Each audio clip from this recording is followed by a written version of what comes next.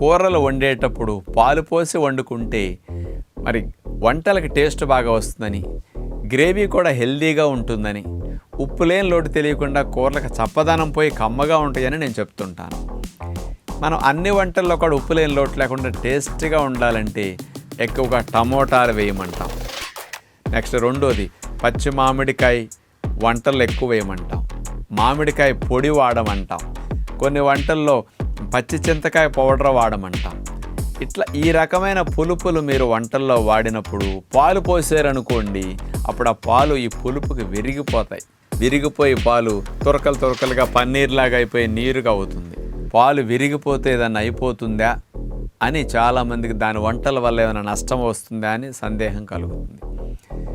ఏమీ కాదు, ఏమీ పులుపు లేకుండా వేసినప్పుడు పాలు ఒక రకంగా గ్రేవీ తెల్లగా అట్లా బాగుంటుంది. ఇట్లా విరిగిపోయినప్పుడు పన్నీర్లా తురకలా అవుతుంది తప్ప నష్టమేముండదు. అట్లా అందులో ఉండే కొవ్వంతా సెపరేట్ అయింది, నీరంతా సెపరేట్ అయింది, రెండూ వేరైపోయినాయి తప్ప కూరలో కలిసి ఉన్నా విడిపోయిన లాభాలు ఒకటే కదా. అంచేత ఎప్పుడన్నా పాలు పోసి వంటల్లో కాస్త విరిగినట్లయితే శరీరానికి నష్టమేముండదు. దానివల్ల కమ్మదనం పెరుగుతున్నా తప్ప హాని అనేది జరగదని గ్రహించండి.